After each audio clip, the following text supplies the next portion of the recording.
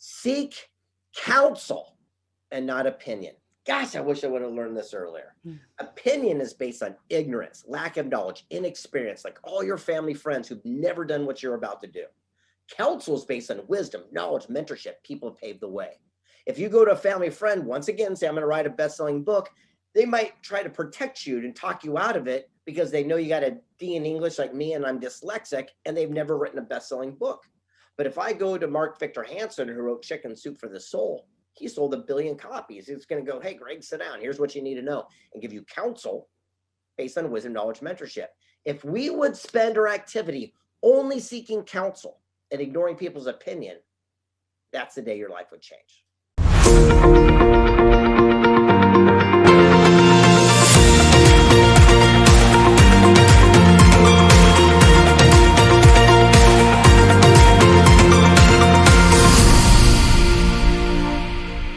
Welcome my guest, Dr. Greg S.Reid. For over 25 years, Greg has inspired millions of people to take personal responsibility to step in their potential of their greatness. And as such, his life of contribution has recognized by government leaders, a foreign princess, as well as luminaries in education, business, and industry. Mr. Reid has been published in over 100 books, including 32 bestsellers in 45 languages. Having inspired countless readers to understand the most valuable lessons we learn are the easiest ones to apply.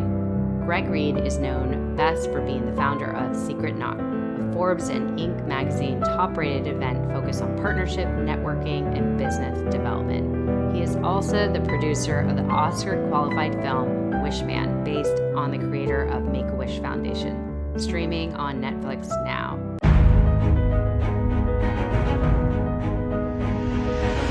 All right. I know this is going to be a fun conversation. So Greg, thank you so much for being here, making the time, and hopefully we could inspire many by listening to this episode. So thank you again for being here today. Absolutely. I'm going to be inspired talking to you. So let's do this. Oh, you're so amazing. Well, where do we begin? So I always like to let my listeners know who I'm bringing on and getting more familiar with my guests. So for those that don't know you yet, can you kind of share how you got to this point of inspiring so many people to step in their potential and become successful in their own right? Yeah. Okay. First of all, anyone that doesn't know me, don't feel bad. I'm not very popular at home either. I'm just a regular guy. My name is Greg. I'm here in my house in San Diego, California, in Carlsbad.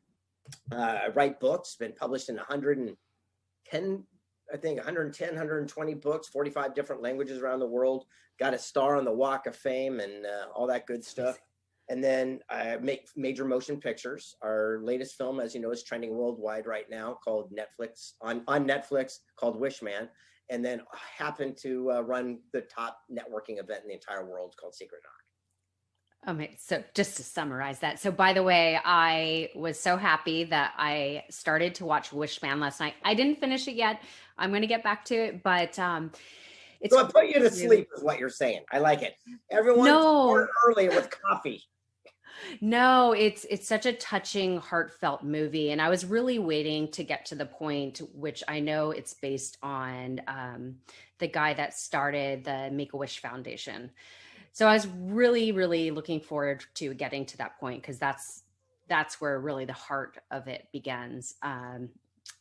It's just remarkable. So congratulations. I mean, so again, let me share the backstory because it's kind of cool. Yeah. I was writing this book called Think and Grow Rich, Stickability, The Power to Persevere. And I was interviewing this cat named Frank Shankowitz, the guy who started Make-A-Wish Foundation. And just arbitrarily, we're at Secret Knock, and I go, hey, by the way, what was your wish? And he goes, what do you mean? I go, well, you're the founder of Make-A-Wish. What'd you ask for? And he goes, no one asked me.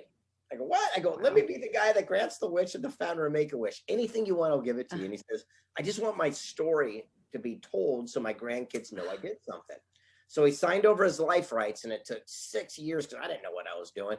Trials, tribulations, but it came out last year, and we made the actual final list for the Oscars, and now we're trending worldwide on Netflix, and it's called Wishman.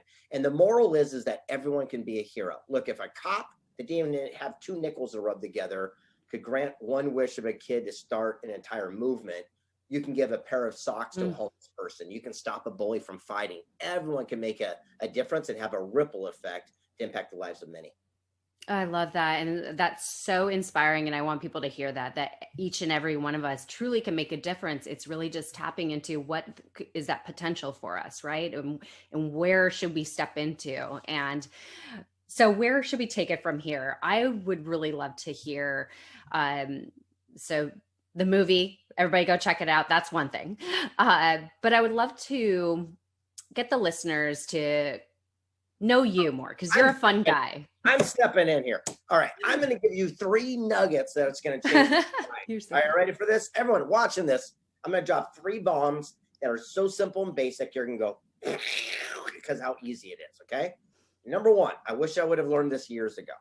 The most successful people are the most available people. If you're brand new at something, you're happy-go-lucky, you're fresh or cool.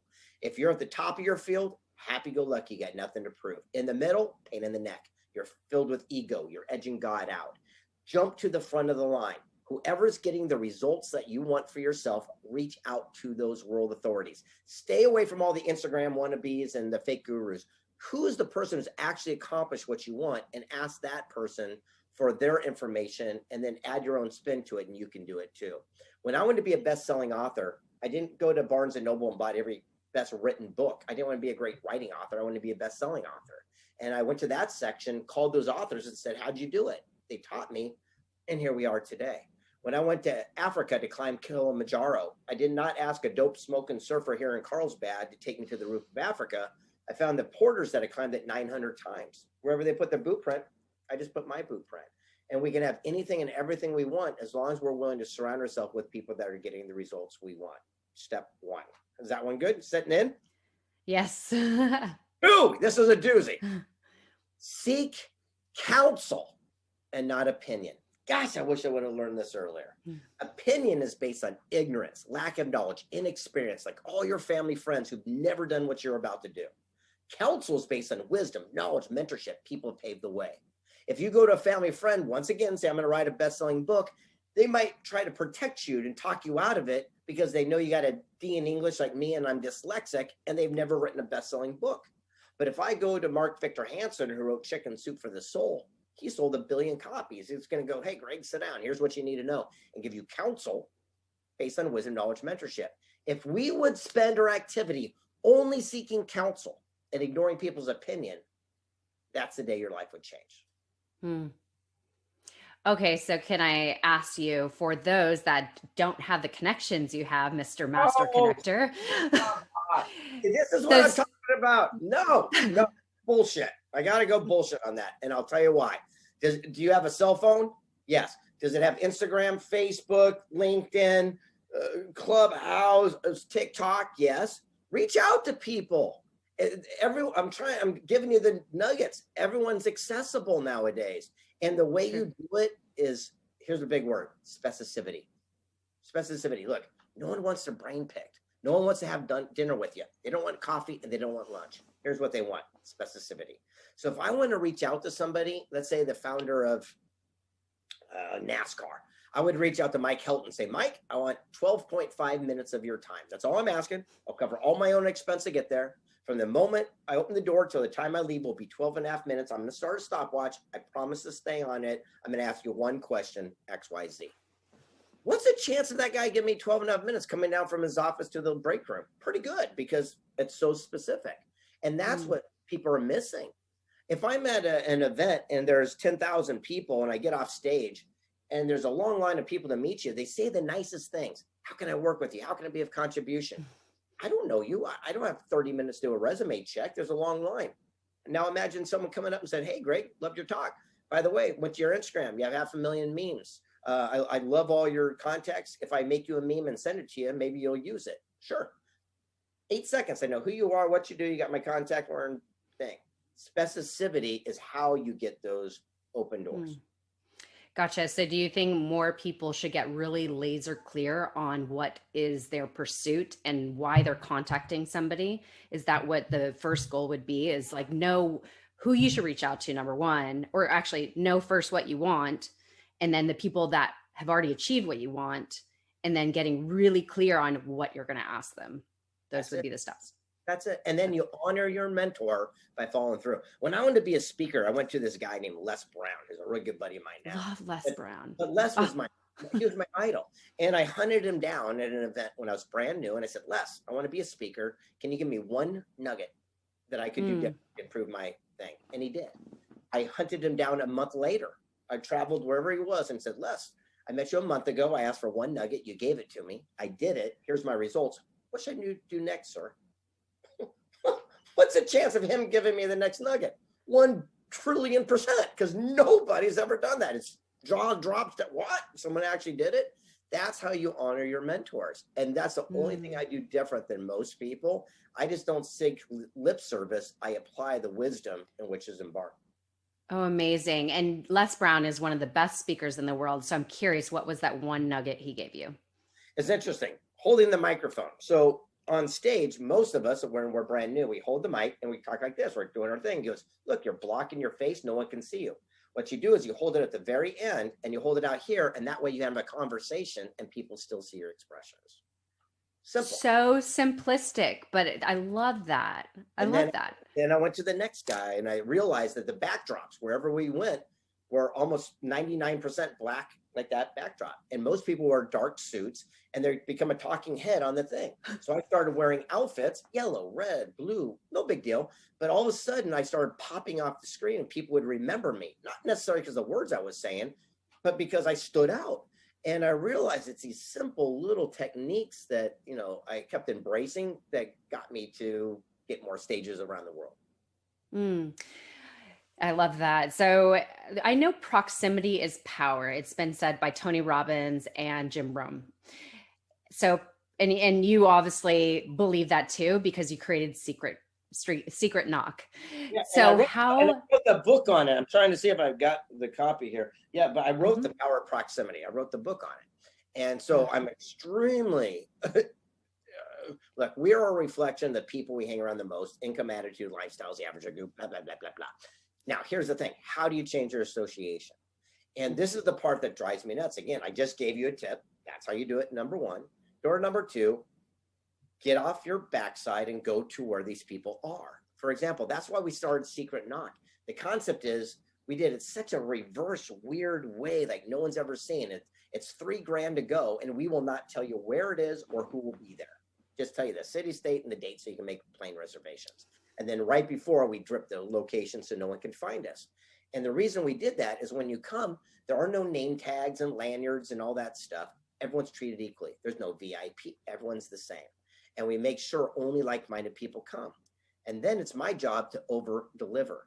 So if you want to go face to face with someone who's in the clothing industry, you got a new thing. Well, have tacos with the founder of UGG Boots, multi-billion-dollar brand.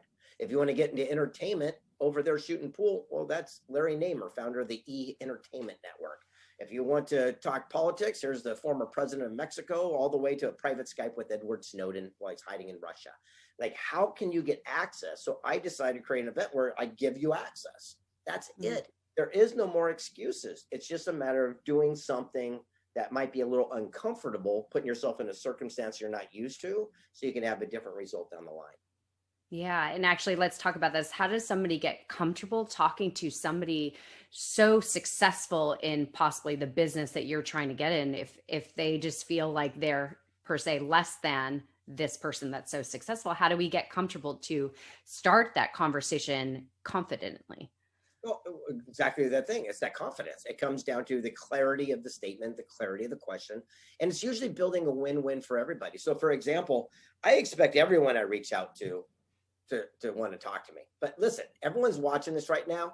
You've never heard of me a day in your life. You've never seen me once. So you're sitting there going, oh, it's easy for you. Come on. You've never even seen me. And the people I reach out to, they've never seen me either. The only thing I do differently is I'm confident. I've got a lot of enthusiasm. I expect them to take my call. And I go in with this clarity of statement. And that's all I do. So there is no difference. It's about taking action. It's so many people convolute and make things hard when it's not. I'll give you an example. When I made my movie, when Frank wanted his movie made, people go, well, again, same thing. It's easy for you. I don't know anyone in that industry. I didn't know I live on the beach in San Diego. I have no idea. So what I did is I ran an ad looking for someone to help me write the screenplay on a website that's a secretive website. It's like, don't tell anyone. It's called Craigslist. And I put a $25 ad. Someone popped up, turned out to be Theo, who wrote the screenplay, directed the movie, won all the awards, helped produce, and now it's a worldwide phenomenon. So everyone's sitting there going, whatever. It's just stories. It's excuses in your head. It's so true. We have so many fears of the unknown, and so it stops us before we even start. That's just crazy. You found your writer on Craigslist. I can't even imagine. I've had some bad experiences with Craigslist, but you tried one resource, right? And that's the thing is I think actually I love this quote you wrote in one of your books. It's a quitter never win. What you fill it in. A quitter never wins, a winner never quits, or something. It's an old Napoleon Hill quote. And it was really interesting as the sports people adapted it, think Vince Lombardi and all these different people. And the whole idea is that you look, there's a difference between quitting and readjusting. So I wrote a book called Stickability, The Power to Persevere. And it works like this. If I'm at the end of, if I'm on my sofa, I want to get to the end of the street. That's my goal. I got stickability. I'm going to get to that spot. A planner is going to plan every step where they're going to pause, take a break, overthink it to death. And if they walk out and a sprinkler comes on, it freaks them out, they run back home. Or they plan every little where they're going to think. But for me, I look for opportunity. Did a kid leave a skateboard out or a bicycle that I could borrow and make my journey shorter? If I get lucky, I'll keep my head up and see a neighbor driving by and hitch a ride to the end of the street. Either way, I'm going to get to my goal. I just don't mind how it has to happen. And that's the challenge is people get so caught up on this exact nuance, but it doesn't work that way. All successful people have their eye on the prize and they adapt and adjust along the way. So true. And actually you talk about that to not plan. So can you go into that a little bit? Because I think that's the thing is not being so attached to the way to get there, right? And I think a lot of people do get tied up in that. So talk to us about the not to plan. Yeah, Danielle Laporte, I believe is how you say her name. She wrote this book and it was all about non-attachment. And this is how I live my life. Detachment means you don't give a crap. Not a good way to live your life, not very fun. Non-attachment means you go all in. You give it every single thing you got, no matter what, and then you're not attached to the outcome. So for example, I'm putting out 4 or 5 books a year, projects, things. I focus on each one of those to make sure they're the best, but once I birth them, it's not my job whether people like them or not, or they're accepted. That's not it. I'm not attached to the outcome. All I am is attached to make sure that I do the very best that I can. And just like we were told when we were kids, your mom said, do the best you can and things will come together. Just be yourself. That's not silly stuff. That's truth. True. That is true. Just be yourself. So when I show up and meet all these successful people, I'm still nutty old Greg. Look, all these celebrities and everyone I hang, I'm still, doesn't make a difference. I'm just still myself, no matter where you are. And the whole idea is if you keep showing up as your true, authentic person, people will adapt to you. But more importantly, you'll start attracting like-minded people into your sphere of influence. Amen. I totally agree. And actually talking about the seeing opportunity, I think this is one great thing to pull out is in a time of uncertainty, which we had a whole year of it, right? And we're still in it. There's still a lot of uncertainty in the world, but that's where the most opportunity arises. And I know you believe this. So how could we be more aware of the opportunities in front of us when things seem so uncertain and such unshakable ground? Well, it's a matter of common sense. I'm not a genius, even though I got 2 honorary PhDs. I barely graduated high school. I'm dyslexic. I can't spell. I can't write. I mean, I'm just a regular cat, right? And so all I do is I look for the most basic common sense things. So you watch the masses, you go the other way. It's called contrarian investing, contrarian mindset.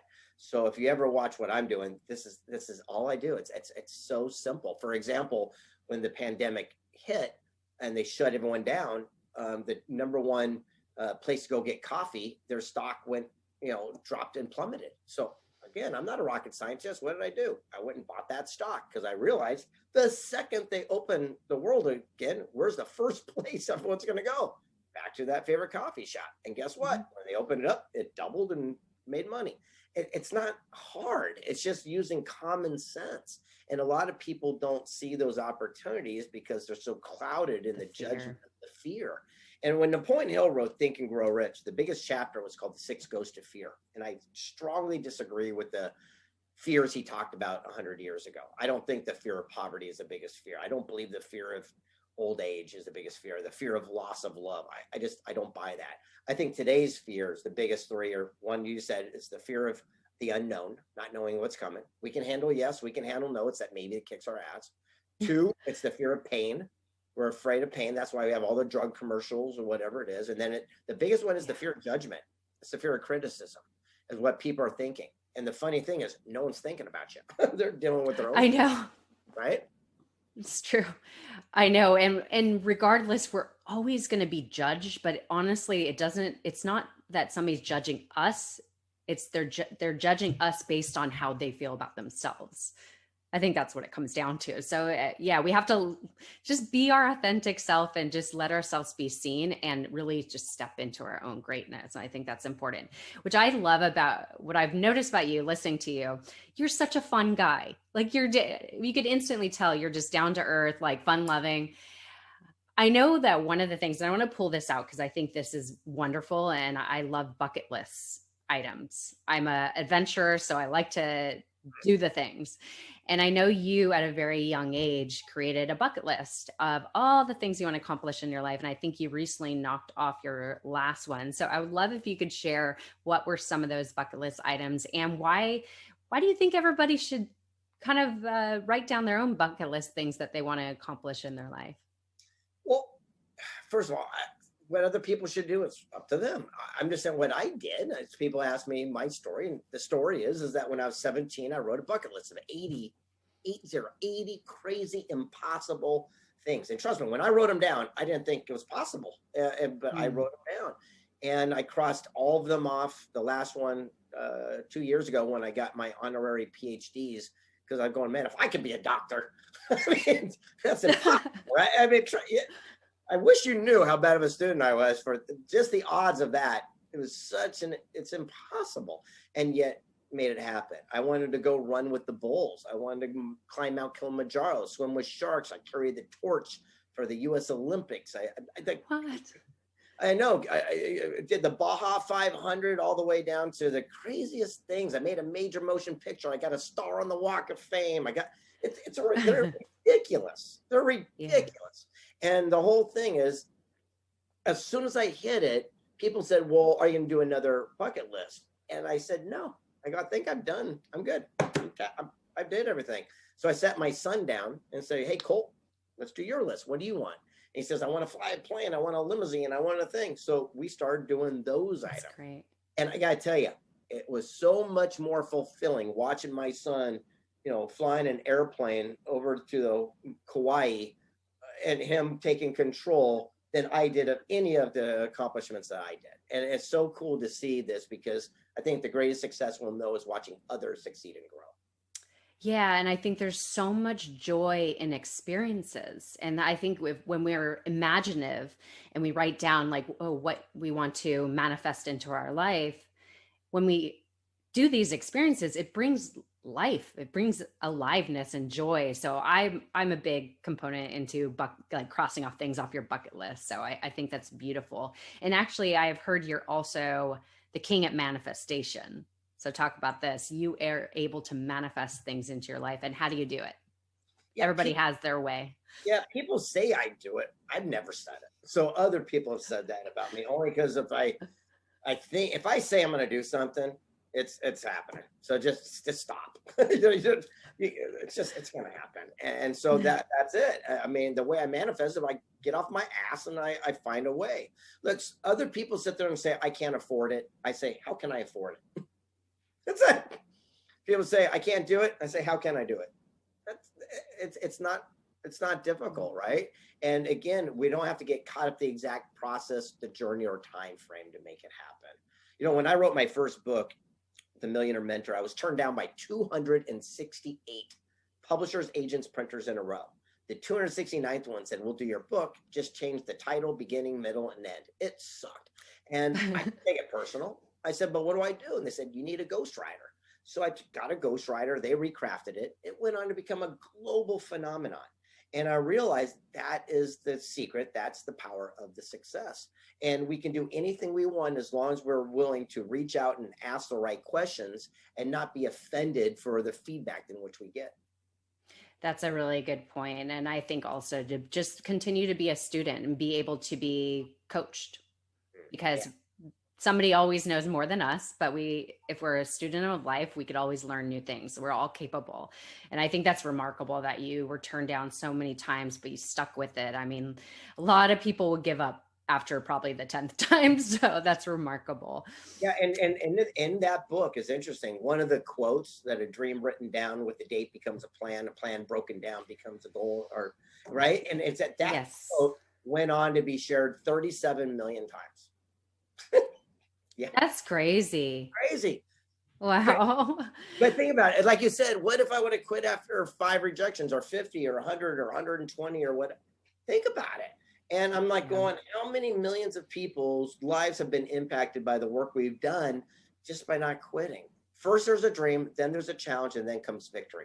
The only thing that difference is that I surround myself with people I have respect for, not people I have influence over. Oh, I think that's so big. I absolutely, I mean, we, and actually talking about how you're a master connector.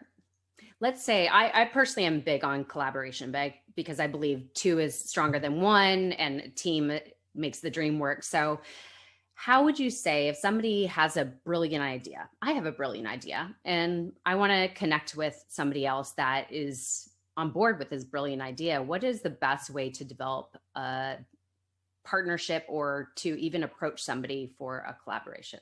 Well, first of all, don't tell any of your family and don't tell any of your friends or don't tell anyone that would just give you their opinion. So, what we do is we say, who's getting the results that I want in that chosen field of endeavor? Now, I'm going to add a word today, and you'll be amazed. I'll give you an example. If I want to start a brand new restaurant line, a buddy of mine, Gene Landrum, did Chuck E. Cheese, but he did it 40 years ago. I wouldn't go to that guy.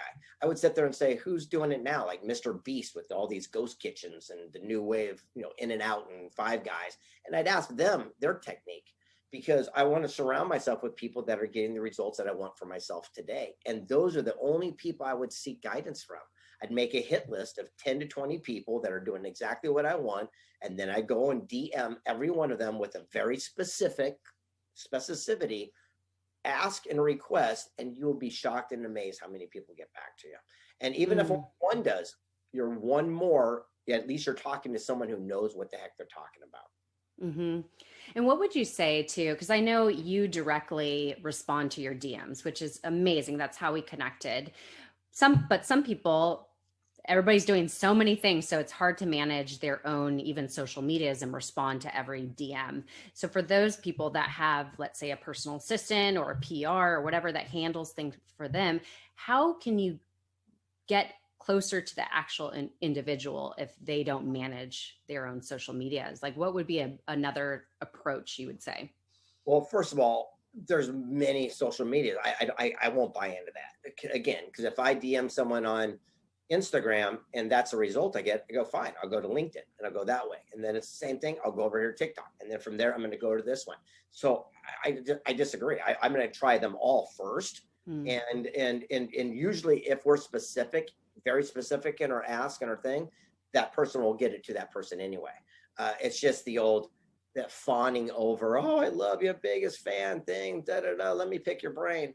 Well, there's nothing there. There's no thing, but there's a very specific ask. Hey, I'm working on a book. Can I have 3 minutes to ask you one simple question about chapter layout? I see you've done 14 bestsellers. I promise it'll be 3 minutes and I'll hang up the phone. And more importantly, I'll check back with you and tell you what I did. Shit, who wouldn't do that? Yeah, yeah. I hear you. And also, so going back to doing the Wishman, you never been in the film industry, you didn't know what you were doing, and obviously you hired a writer and everything. But I'm just curious, do you ever just do you always start the process? Like you figure out, okay, this is my end goal, and then you think of all the tasks you need to do to get you to that result? Do you just start it and then learn along the way and then get the people you need to fill in the blanks? I am literally, and so are my friends. They're all the most successful people on the planet. We are all literally jump out of an airplane and make it hurt. That's it. Not there. Again, you can plan. How can a logical person, if I know nothing about the movie industry, how can I even create that action stat? I mean, what would I create it on? I don't have that information. It's ludicrous. So what I do is I have the goal and I say, all right, now I'm going to make a movie. It's going to do this, this, and this. Now, who's made a movie? That's it. And I go, all right, who's done it? And then I reach out to those people. And then it was so funny because I listened to all my, a lot, again, the counsel versus opinion thing. I wish I would have applied quicker. And what happened is finally I sat down with the guy who started Showtime Television and MTV and A&E and all this stuff. And he goes, Greg, here's the way it really works. That meeting changed everything. And I just went, I just wait for someone to tell me the truth, the way it works, because I can handle it. Most people would run away and go, oh, that's scary. But it's kind of like, hey, if you want to save the puppy from a burning building, you got to run into the building and here's what you want to do. I know it's dangerous. I know it's hard, but now at least I know a task, right? And that's what it was like. And a good mentor will tell you what you need to hear and not always what you want to hear. And I don't know how much more time we got, but I got to share CPC. Can I do it real quick? Yeah, I was going to ask you. Let's do it. All right. So this is my third and final aha nugget that I'm going to drop right now. CPC could change literally the way you look at life and business. And it's about accountability and responsibility for every single thing that happens. So it's your fault. Stop blaming other people. The CPC is an acronym that stands for C, clues, P, patterns, C, choices. It works like this. I'm a single guy, good looking guy, 57 years old, and I go out on a first date with an amazing woman. And let's say she's 20 minutes late. Well, there's a little red flag, but anything could have happened, but that's a clue.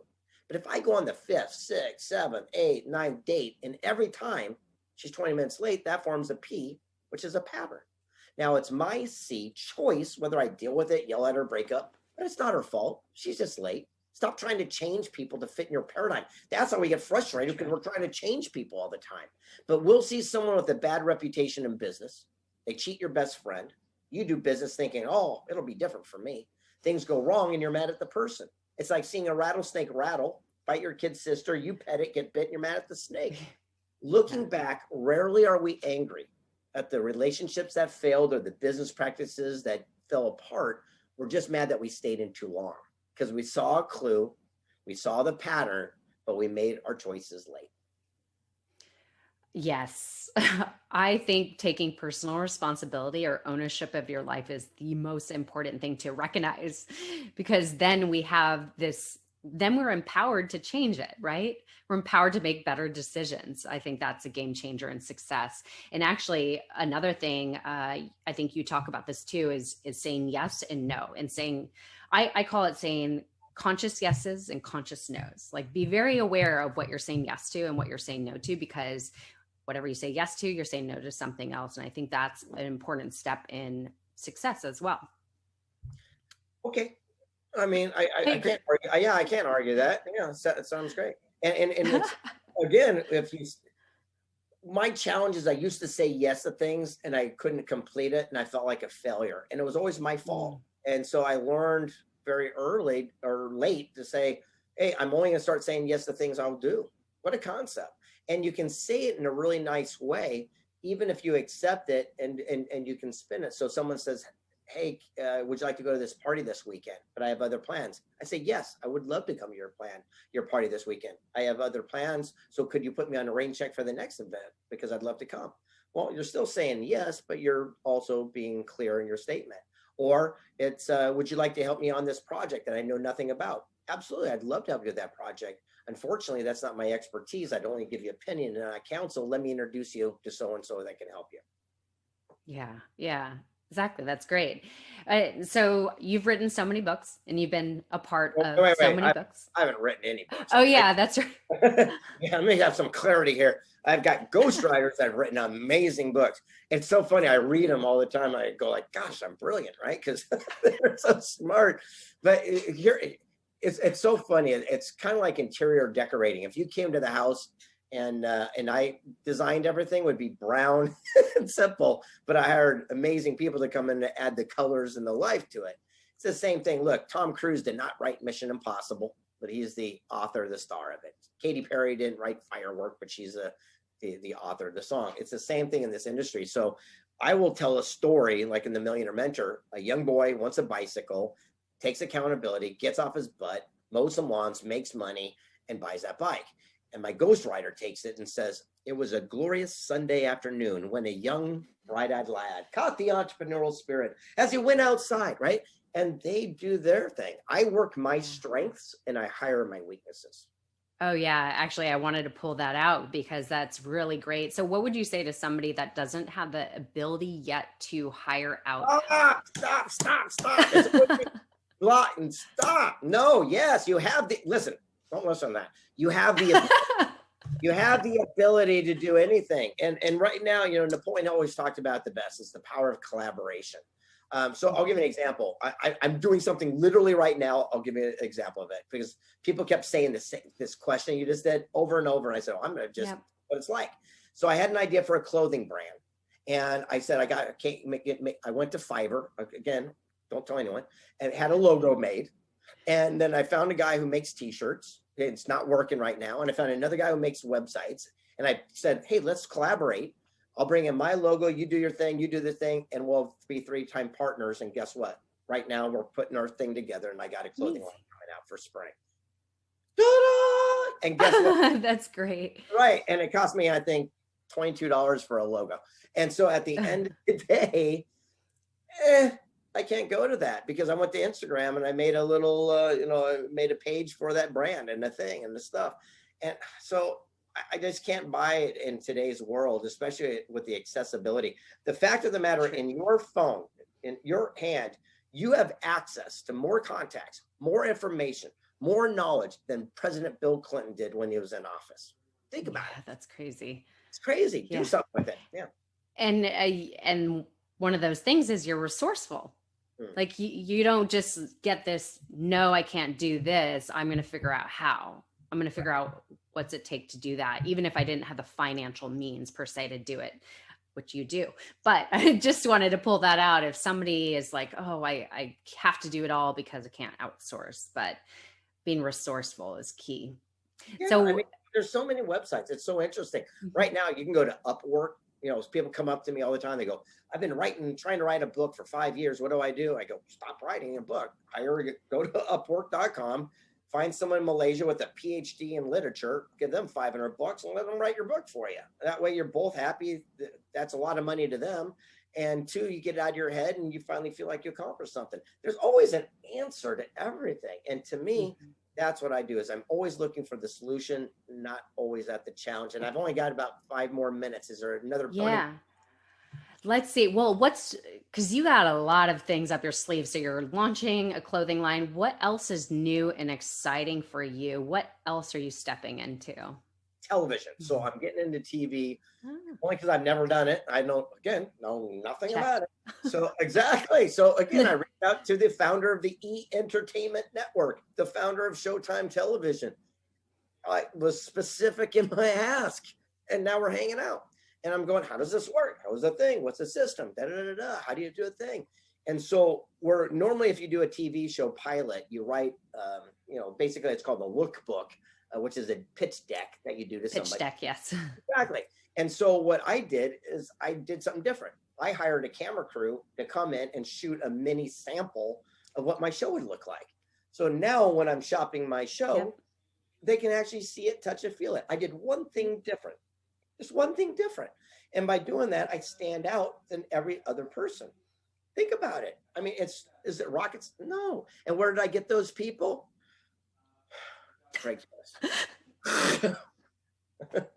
That's so funny. My boyfriend's he's in the TV industry. So I know this little terminology, the pitch deck and everything. So you did take an extra step and that's super great.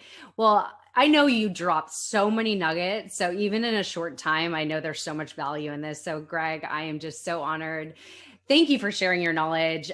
Thank you for everything you've created. You've created Secret Knock, which is such a powerful place to connect with people. And I can't wait to be at one of your events. And yeah, I go get all your books. I mean, like there's so many. So just everybody just look up Greg Reid and see all the books that literally will help you on your way of creating more success in your life. Thank you so much. Absolutely. And before we go, what is your boyfriend doing in the entertainment space? Is he a showrunner? Please, please, please. Let's talk about this offline. Yeah, I like that, because the whole thing, but this is it. You're seeing it in real time, folks. So again, I vocalizing what I'm working on, what I'm looking for, and I'm looking for these connections. And by putting it out there, the universe will start rewarding and attracting and bringing to you. Look, we do not get what we want in life. We only get what we're ready for. That's it. Boom. That's so true. The whole thing is I'm ready, and that's the way the universe brings things. I completely agree. And I actually quoted this, I think last week, that we don't manifest what we want, we manifest who we are and also what we're ready for. That's another important. So perfect. We're going to talk offline. Thank you, everybody.